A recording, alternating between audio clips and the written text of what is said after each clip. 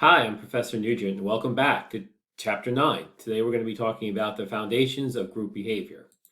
So we all realize by now that not only does classwork often involve teamwork and group work, but definitely in the real world, in companies, people are working in groups. And the textbook defines a group as two or more individuals interacting interdependently to come together and achieve a particular objective, whether it's a task force to solve a company problem or a group project in a classroom. I think everybody intuitively knows what a group is. Now, formal groups, like a working crew that might be part of a pit crew in, say, a NASCAR race or a flight crew on an airline, these are defined by the organization structure and designed with work assignments specifically for this group. And it's a typical assignment that can't be accomplished by an individual. You need a team or a group of people to get the job done.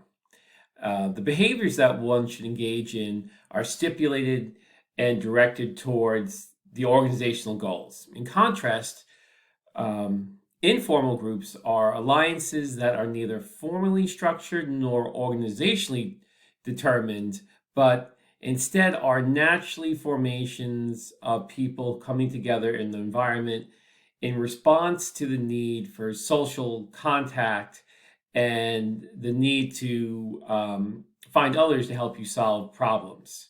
So three employees from different departments who regularly may, come together, have lunch together. They're an informal group. They may not be assigned any work, but they might talk about the company, talk about the work, offer help to each other. So we have both of these structures that you're going to be dealing with. You have your individual work, sure, but that's going to be part of a formalized group. You're going to be in a department, and you might be in the marketing department and in a smaller subset of social media department from the marketing department. And you might be in the group that's going to specifically focus on marketing for apps. I don't know. Now, the informal structures are usually the key for a lot of people to become successful. This is structures or groups of friends or colleagues that evolve out of networking that eventually become constructive in your career. Now let's talk about social identity theory. So why do people form groups? Our tendency to take, personal pride or offense for the accomplishments of the group is where we're going to define this social identity theory. So social identity, it basically is saying that people have emotional reactions to the failure or success of their group because their self-esteem is tied into the performance of the group. So within our organizations and groups, we develop, mainly identities through relational identification.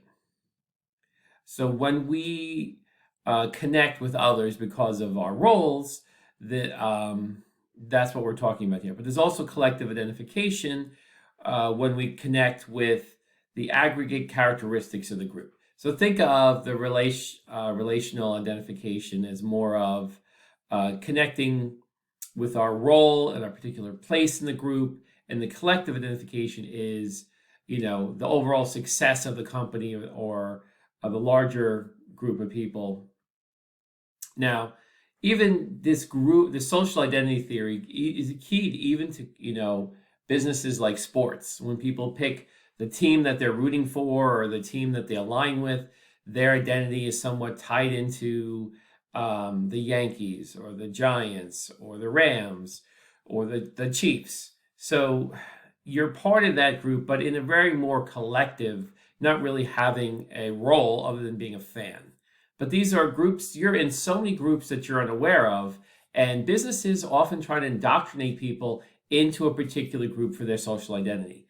This has been very successful for companies like Coca-Cola that tries to make you believe that you should only drink Coca-Cola. Coca-Cola is the best flavor. You're a Coke person, so you sort of identify in that collective, and you not, when people ask you what your favorite soda is, you would say Coke, and someone might ask you, well, what's the difference between Coke and Pepsi? and you would just say because it tastes better. But in most cases, it's that the marketing has been more effective on you and more helped identify you and pull you into a particular camp for what soda you like than what actually tastes better. Now, in groups and out groups, so as described in the textbook, when we looked at the chapter on diversity and social categorization, social identity, sometimes can lead people to think of people who share their social identity as a group, more specifically an in-group, and the people from different groups as out-groups. So it's really like, what groups do you identify or think you're a part of? Then you're sort of in-group. And then the groups that you're aware of, but they're separate from what you identify with or what you participate in, would be the out-groups. So in the diversity chapter, we described how this can be a strong source of prejudice and discrimination. People fail, to realize, what the differences are between these groups. And these groups, don't necessarily need to fight. They can get along. They can work together. So it's a dangerous trap to believe that those who belong in different groups, which we'd call out groups, are, not aligned with what you're thinking or purposes or what your group may be seeking. So this sort of grouping of people into these different camps can be polarizing. Just back to my silly example of Coke and Pepsi, we have people fighting over which soda is better, Coke or Pepsi, or, people really strong opinions on soda, on cola. It's ridiculous. But it's because you've been indoctrinated into one group and you see the other group as the out group. So you will defend your position on whether you like the Coca-Cola or Pepsi better. My position on Coke and Pepsi would be what's ever on sale that week. It's not that important, but if the difference is between paying $7 for 3 2-liter bottles or paying $4 for 3 2-liter bottles, I'll go with the cheaper version that week, and that's what you're drinking in the family. Anyway, moving to punctuated equilibrium model. So here's an actual model in this exhibit 9.1. So temporary groups with deadlines don't seem to follow the usual 5-stage model that we have here. Studies indicate that they have their own unique sequencing of actions or inactions. So the first meeting sets the group's direction. The first phase of the group activity is in one inertia. A transition takes place at the end of this phase, which occurs exactly when the group has used up half of its allotted time, and transitions. A transition initiates to major changes, and the second phase of the inertia follows the transition, and the group's last meeting is characterized by accelerated activity to get the job done. So this pattern is called the punctuated equilibrium model, as shown in this exhibit. So this is basically phase 1, phase 2 completion, and it's a way of trying to put a structure on how teams work. So if we talk about the first meeting, it sets the group's direction. So what are we doing? Where are we going? What are we trying to solve? And the framework of behavioral patterns and assumptions are going to start to be formulated here. And the lasting patterns can be apparent as early as the first few seconds of the group's life. The first few sentences are spoke by the group members. Once set, the group's direction is solidified, and it's unlikely they'll be re-examined through the first half of the life of the group as they start to move forward with this new dynamic. So this period of inertia, the group tends to stand still or become locked into a fixed course of action, even if it gains new insight or challenges the perspective that about these initial patterns or assumptions. The transition takes place when the group has used up half the allotted time. The midpoint is really the reflection point, to work more like now a deadline or an alarm clock. So heightening members' awareness of their time, looking at what their limits are, that that they need to get moving. So transition indicates major changes. This ends phase one and is characterized by a concentrated burst of change, dropping old patterns, adapting new perspectives. The transition sets up a revised direction for phase two. Phase two is a new equilibrium or a period of action. In this phase, the group executes plans created by the transition period, and the group's last meeting is characterized by markedly accelerated activity to get to the goal line. Now, the horizontal axis is labeled time. So if you see that down here, time.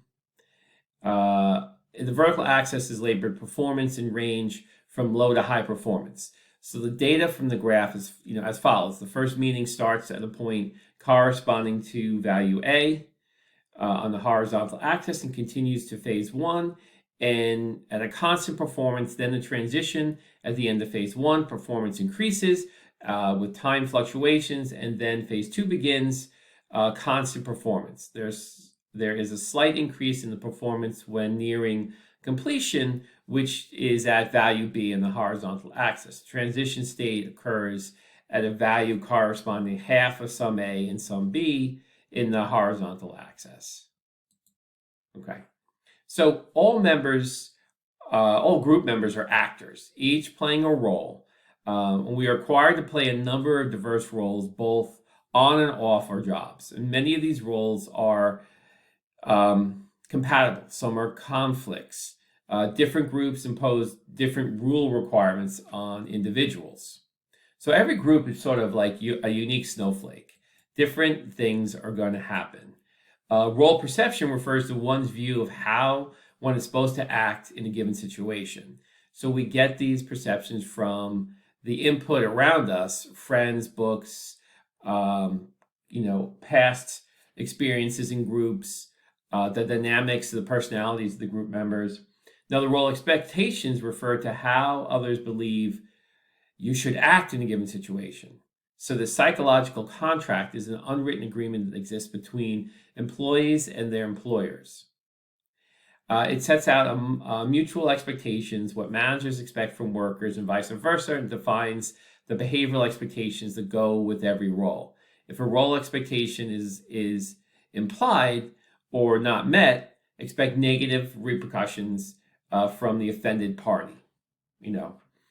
So it's just basically saying that you get into a group, there's a certain expectation, a certain perception of how you're going to behave, what you're going to do, how you're going to participate, what's appropriate. And these are just learned through working and your experiences of working.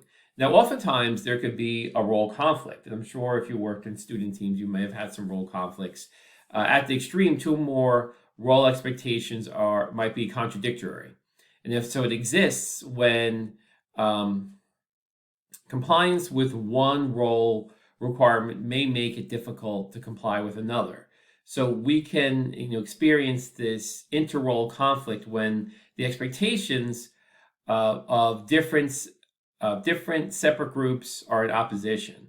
So during mergers and acquisitions, employees can be torn between their identities as members of the original organization and how it's going to reform the new parent company, especially when there's layoffs and restructuring. So multinational organizations also have been shown to lead with dual identification with local divisions and international organizations and the total organizations in general. So this is just basically your role identity confusion if you're not sure what you're supposed to be doing or how you're supposed to be interacting, or just conflicts between your job and what the group is doing, overlapping, or problems between members in the group. So all groups develop and move into a norms, which is going to be acceptable behavior or standard behavior shared by the group members. So these norms tell members what they ought to expect and what they should do under certain circumstances. One norm could be if you can't make the meeting, you let all the members of your group know ahead of time that you can't make the meeting, or you try to reschedule the meeting. So maybe some groups don't reschedule, they just move ahead, or some groups do reschedule. Now, when we mix emotions in there, norms can dictate this experience of emotions related to the individuals in the group. So people can interpret The personal emotions, emotions that are formed or start to swirl around in the group. But there are going to be, people are human, and when you're in groups, there's going to be emotions. If people are interrupting each other, if someone is too bossy, if someone, plays victim, oh, I'm doing all the work and you're not helping. There's a lot of, this is the hardest part about groups, is navigating the personal, emotional ups and downs of the feelings of the different members in the group. So this could be a key to success or failure. So oftentimes groups that are working with people who are familiar with each other and already have their emotional connections and stability in place might be more successful than groups where people don't know each other. Okay, so examples of cards used by this study. So there is considerable evidence that groups can place strong pressure on individual members to change their attitudes and behaviors and conform to what the group has set as a standard. So the pressure the group exerts on conformity, it can be demonstrated by this particular study. Now, groups of 7 or 8 people who are asked to compare the cards held by the experimenter, as shown in this exhibit. One card had 1 line, the other card had 3 lines of varying length. Under ordinary conditions, subjects made less than 1% error. So under just regular conditions, people would get, that line X is equal to line B. The experiment began with several sets of matching exercises, and all subjects were given the right answers. On the third set, however, the subject was giving obviously wrong answers. And the subject gave the same wrong answer, and so did the others until it got to the unknown subject. So basically, the groups can affect the outcomes of each other. So the results obtained demonstrate that over many experiments and many trials, subjects conformed to about 37% of the trial. Subjects gave answers that they knew were wrong, but they were consistent with the replies of other group members. As time altered, look at time as an element and the validity of these findings from nearly 50 years ago, but are generally considerably stabilized between different cultures. And levels of conformity have steadily declined in many cultures, except in cultures where the communal culture is more of a value, and conformity is a value. So conformity to social norms is higher in the collectivist culture than the individualist culture. In the United States, we tend to be more of an individual culture. So individuals conform to important groups in which they belong for a stronger sense of belonging. So oftentimes, if majority of the group is agreeing with one decision, you might go with it, trusting the group or wanting to feel like you belong in the group. However, all groups do not impose equal conformity pressure on their members. Important groups are referred to as reference groups, and the reference groups are characterized as one where the person is aware of the others and the person defines themselves as a member or would like to be a member, and the person feels that the group members are significant to them. So what we have here is basically, if there's a group and the group, you're in a group and there's a lot of people who might be your boss or bigger leaders in the company, and they're all kind of getting together and deciding the same thing, you might go with it, even though you might feel that it's not the right direction, or they might convince you it's the right direction. So if you were there by yourself, you would pick the other direction, but they're sort of swaying you or convincing you. I've seen this quite often in groups that are come together to hire somebody. So a group will come together to hire somebody, and the consensus of who they like generally wins over the few hesitant people. But oftentimes, there might be 1 or 2 people who really have a point about why this person should be hired, and they may not be forceful enough in bringing it up because it's counter to the majority of the group. So the two schools of thought here are: one, it's good that there's some conformity in groups to get decisions made more quickly and have these groups move forward. But also, if you're dealing with very big decisions like hiring someone who you're going to work with for a long time, or buying or selling a particular company, the individual who has some permanent information or a different perspective may be better if they're a little bit more forceful on their hesitation of agreeing with the group. Now, when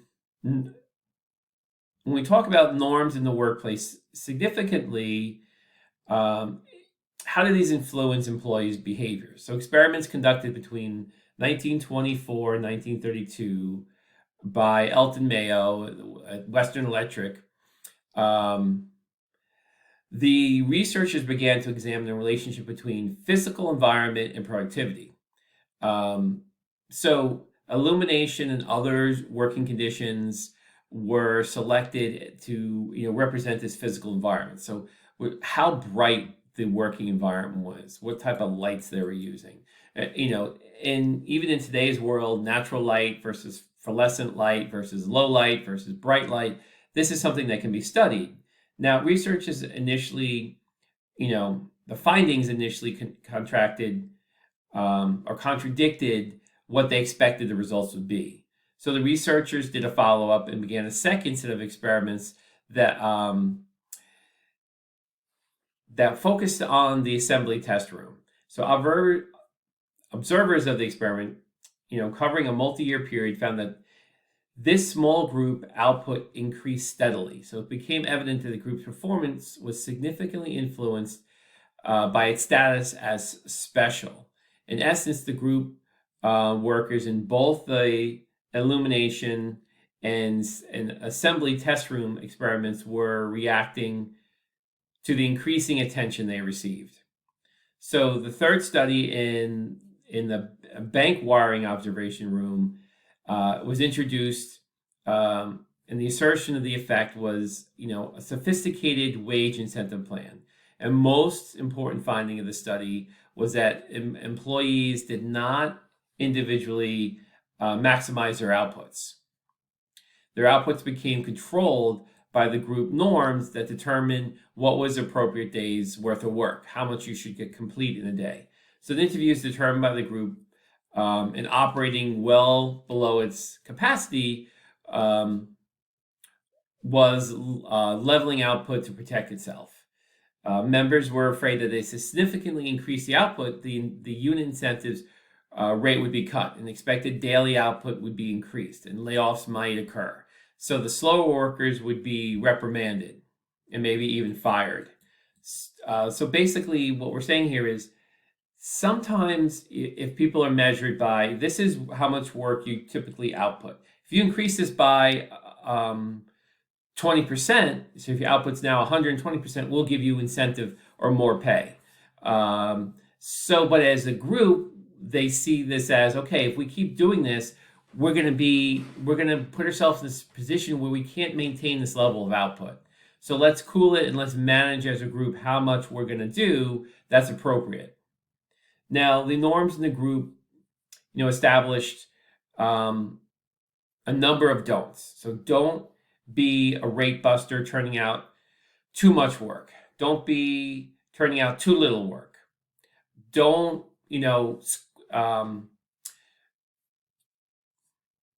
tattletale on your peers. So how did the group enforce these norms? So the method included sarcasm, name calling, ridiculing, even punching each other if they violated the norm. So members were ostracized if their behavior was against the group interest. And this is something you might see in the playground, but there's a significant amount of group dynamics and group passive aggressiveness that can even affect a group's behavior.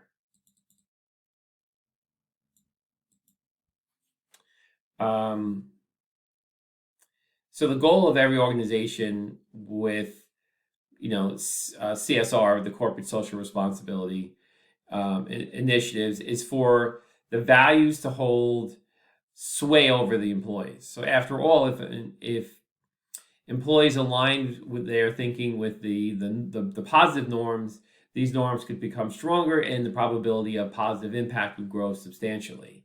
So when there are positive norms, you want to reinforce them. The organization wants to have employees align themselves with these positive norms with the idea that it's going to overall be beneficial and positive to the company. Now, deviant workplace behavior, which could be thought of as antisocial or, things in the workplace that are not something you want. And this is voluntarily behavior that violates significant organizational norms, and doing so threatens the well-being of the organization and its members. So, for example, maybe creating a toxic work environment, or types of behaviors that may demotivate other people. So if we're talking about production, leaving early, intentionally working slower, wasting resources for property, sabotage, lying about hours worked, stealing for an organization. Political, showing favoritism, gossiping, spreading rumors, blaming coworkers. Personal aggression, sexual harassment, verbal abuse, stealing from coworkers. These are all things that are unethical, deviant behavior that we really, as members of a company, we don't want other employees to do, and we shouldn't do ourselves. And the company should be working to prevent these, because the overall is going to be a negative impact on profits. It's going to cultivate a toxic work environment, or a work environment that's not going to encourage employees to promote the company's best interests. Now, if we took a poll, so this particular poll illustrates some of the common forms of unethical deviant behavior in the organizations. So the data in the pie chart in the format types of work deviancies. So in percentages follows: rule violations 29%, lying 27%, creating unhealthy work environments 27%, sacrificing safety 9%, discrimination 3%, stealing 3%, and bullying 2%. And if you worked in a office environment, you know that these things happen quite often. The bullying, the lying, the discrimination, it's really terrible. Now, do people in collectivist cultures have different norms than people in individualist cultures? Of course. So if you ever traveled around or worked in different companies and different divisions, you'll notice that different countries definitely have different cultures. Some are more collective, work together, and some are more work individually, the individual contributions are what's measured the most. So this orientation can be changed. So after years of living in one society, in a recent experiment, an organizational role-playing exercise was given to a neutral group of subjects, and the exercise stressed either collective or individual norms. So subjects were given a task of their personal choice, or were assigned one by an in-group or out-group person. And when the individualist prime subjects were allowed to personal choice of the task, or the collectivist prime subjects were assigned to a task by an in-group person, they became more motivated. So whether direction these groups are, the orientation can be changed or slightly moved to a different side or different way of thinking. So it's not permanent. Companies can affect the way groups work. Now, status is a socially defined position or rank given to a group or members of the group. So this is really can be tied into members' titles, or the title of the group, or the work that they're doing. The status characteristics theory suggests that the differences in status characteristics often can create status hierarchies within group. So status is derived from one of three sources. First is the power a person wields over others. Second is a person's ability to contribute to a group's goals. And third is the individual's personal characteristics. So these are things can affect group performance, and definitely a group of peers are going to work together and perform differently than the group that includes bosses, managers, directors, and regular employees. Now, status and norms can influence behavior in organizations. High status members of groups often are given more freedom to deviate from the norms than other group members. High status people who are better able, usually better able to resist conformity patterns. They have a bigger influence on the group, a bigger influence on what decisions are going to be made. So if there's a hiring group and your manager's in the hiring group and they want to hire a particular person, they're going to have more power to push for that than the individual people with lower status.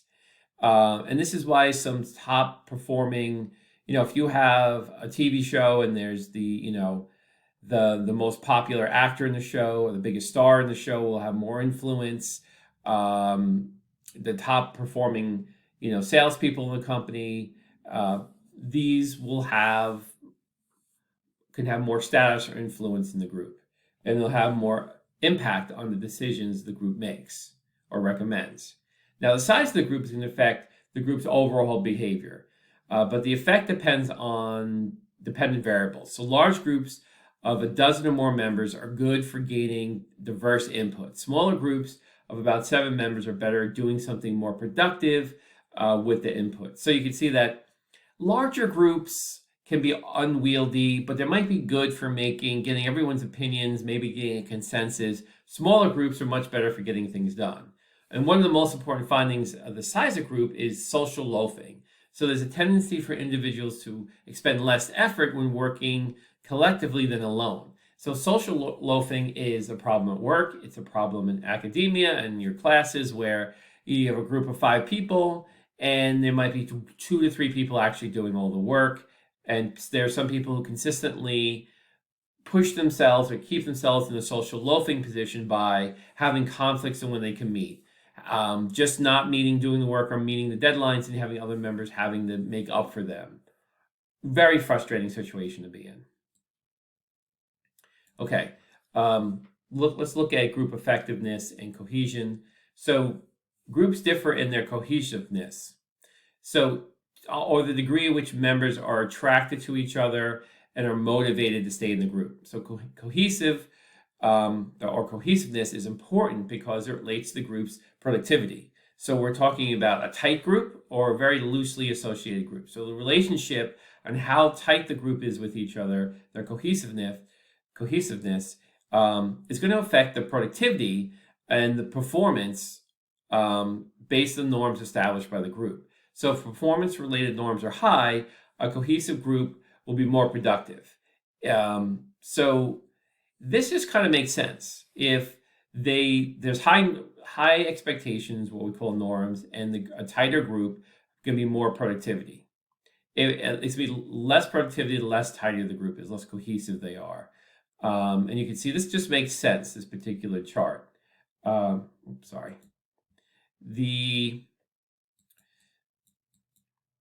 So what encourages groups to be more tighter? So sometimes smaller groups have an easier time to get to know each other and form tighter bonds.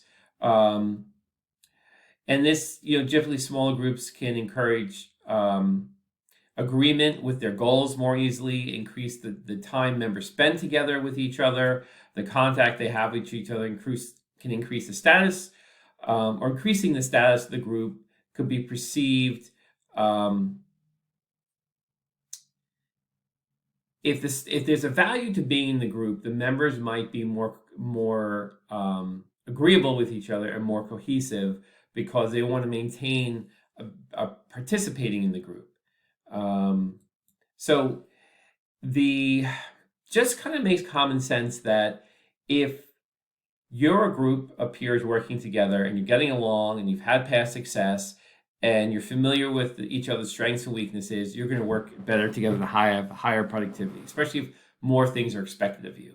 And some groups are just a total nightmare, and you probably be in some of these teams and classes. And when I do teamwork in classes, I have multiple assignments in a team format. I typically like to break up and reconstruct the teams a few times, and then ultimately let students pick their own teams towards the end. So you have a better idea of who you could work with best, who you could be more cohesive with. Now, a group of decisions, if you look at group decisions, are they better than decisions made by individuals? So the strengths of the group decisions, include making more complete or collecting and putting together a more complete package of information and knowledge, increasing the diversity of views, increasing the acceptance of a solution. And the weakness of group decisions might include it's more time consuming to come to a decision. There's more pressure to conform. One or more members can dominate the group's decision and hijack, their productivity. And responsibility for who's responsible for the decision can be ambiguous because it's from a group. So, think of developing a product for a company. So you're in a group that's going to develop a new product. If you're developing this product by yourself, you may not think of everything. But if you have a diverse group of people of different backgrounds, different cultures, different ages, different sexes, different genders, they're going to have a lot more inputs to say, no, if you make a product like this, it would hurt sales for this group of people or this culture, or, it could be, it can come down to even the color combo, the name of the product. For example, when they developed the car, the Nova was a brand of car. In certain countries, that meant no go. The car would not go. So be careful how the name you have, and it may work for some countries, some cultures, but you might have to rename it elsewhere. So a group strength is in the diversity of their knowledge and their contributions. Now, effectiveness and efficiency of group decisions. So groups are more effective and efficient at making decisions than individuals. Is that true? Well, it depends on how the effectiveness is defined.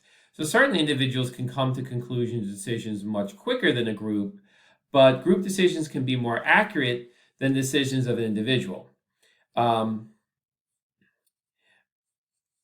So individuals might be quicker to make decisions, but groups can be more creative. They bring more to the table, and they're better accepting a final solution. So groups often excel, or can be an excellent organization for performing many of the steps in the decision-making process. And the source of both the depth and the breadth of input for individuals or information gathering by a group, when the final solution is agreed upon, there are more people in the group decision to support it and implement it.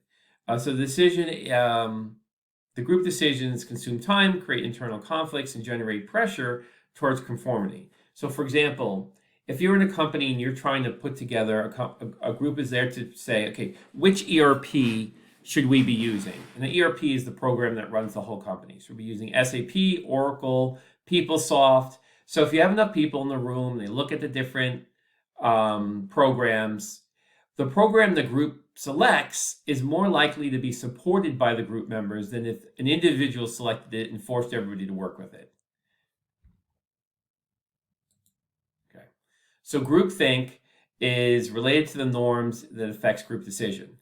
So it basically describes situations in which group pressure for conformities deter the group from critically appraising and looking at the problems in hand in a particularly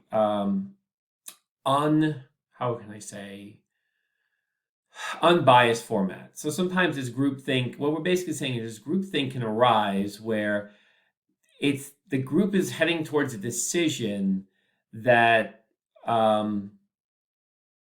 may not be what most of the individuals in the group actually think is the best thing to do, but the group discussion, the way the group is presenting things, sort of drifts the group think in a particular way. So this group shift is also known as the polarization of the group, describes the way of discussing a given set of alternatives and arriving at a solution where group members tend to exaggerate the initial positions they hold, and groups generally shift towards more extreme versions of the group's original position. So if you've ever been in a group dynamic, these things are moving back and forth. Let's do this, let's do that. And as this, brainstorming and conversations move along, the avenue or the solution the group is going to choose is going to change. So most group decisions,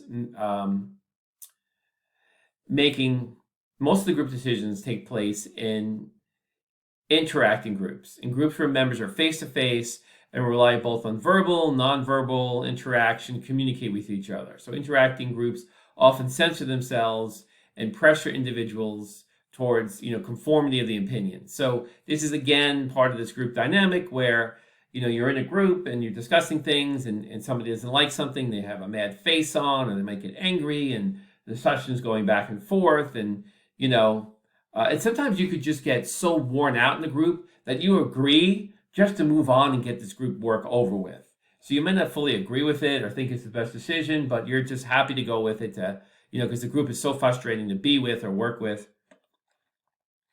You might accept it and just move on. Now, brainstorming is part of what makes a group very beneficial.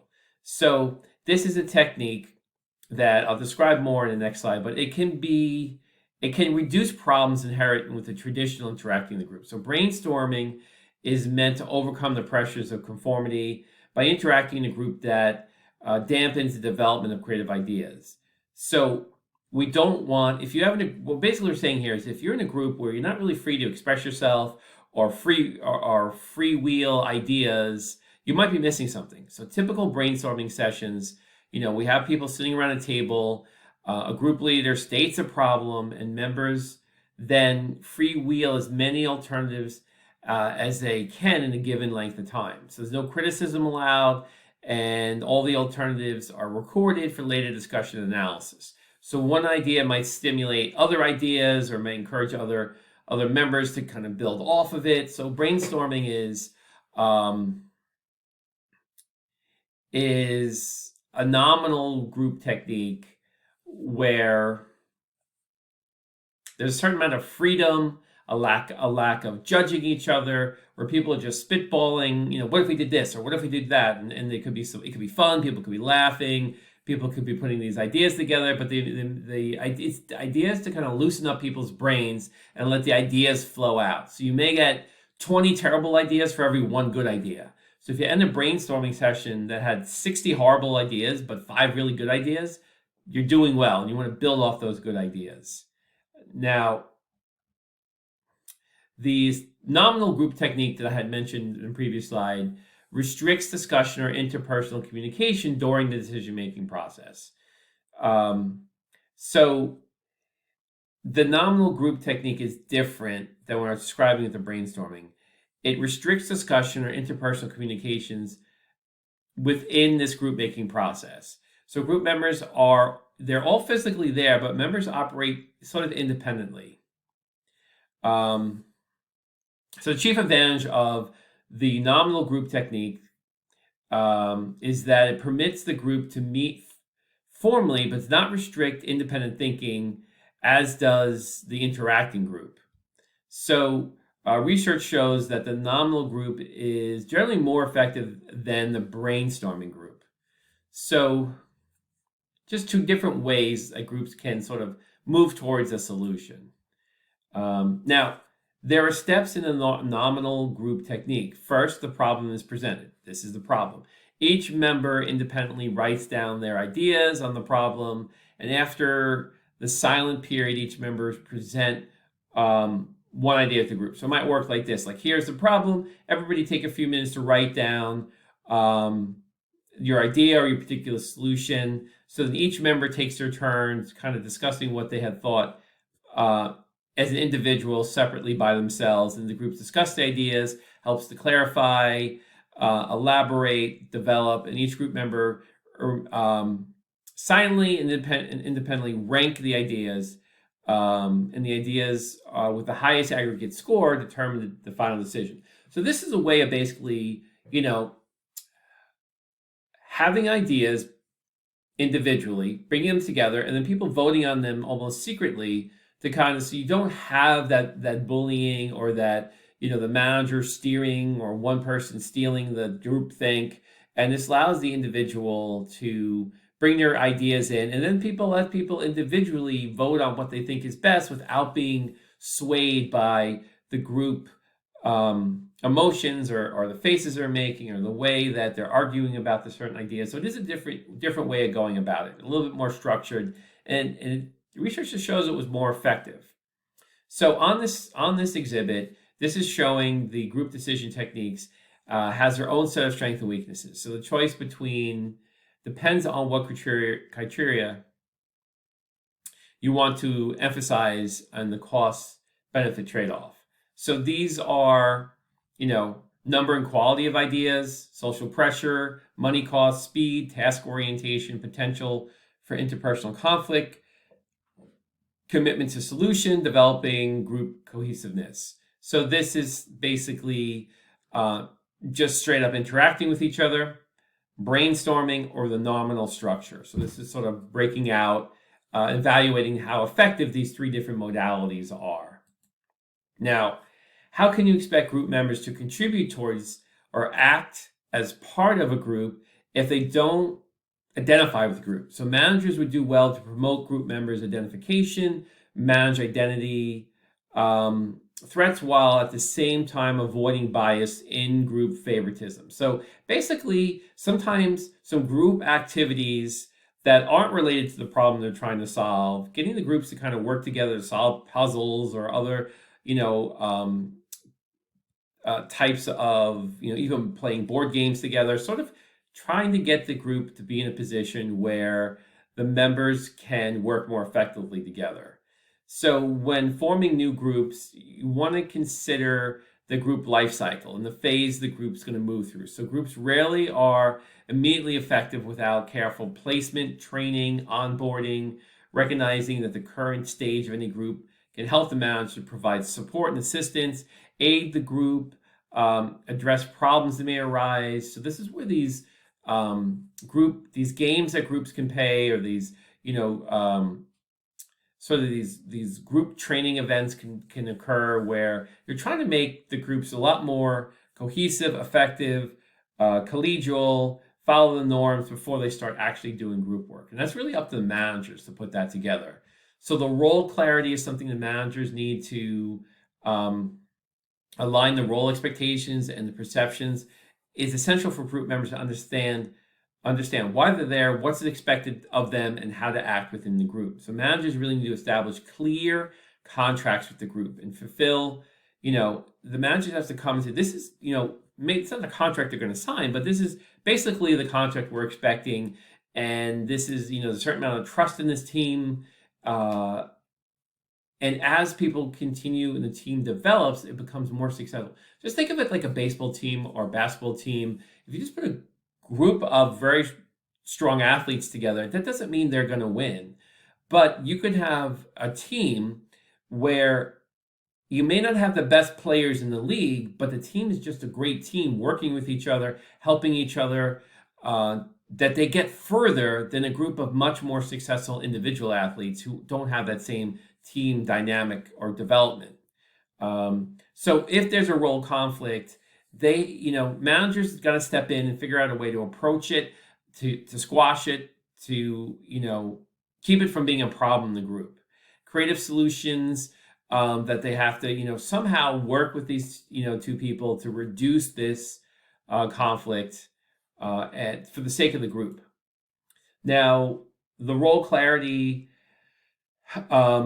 and role expectations and perceptions are essential for the norms within the company. And this can be a powerful influence on the behavior of organizations, and sometimes we're not aware of them or that they may be directing behavior. So try to keep a pulse on the norms in your group and setting an example, being generous. So this is the managers have to do.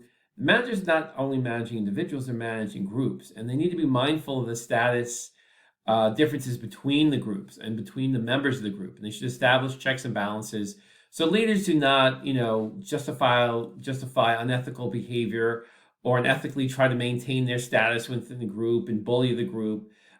They should actively encourage lower status members to contribute, provide in a safe environment. Their voices will be heard, their concerns, there won't be punishment or payback. And finally, design groups with the appropriate size for the function that they're going to do or they're going to complete to avoid the social loafering. Don't make a group of 3 people with only enough work for 1 person, because that's just going to put 2 people are just not going to do anything. So consider building the group work and the cohesiveness of the group to reduce the turnover and increase the group's effectiveness. So some decisions are better left to the individuals. But if the group must make a decision collaboratively, the group should strive to avoid groupthink or group shift, encourage, open communication between the members, and take on a structured approach to fulfill its purpose. So basically, as a manager, you need to understand how groups work. You need to understand how the best groups work, and you need to train individuals to be better group members, to talk about what it means to be part of this group, what's expected of them, and how their performance is going to be measured. Very critical. Okay, I hope you've liked this chapter, and I look forward to working with you in chapter 10, which is also a group-oriented chapter. I'll talk to you soon. Take care.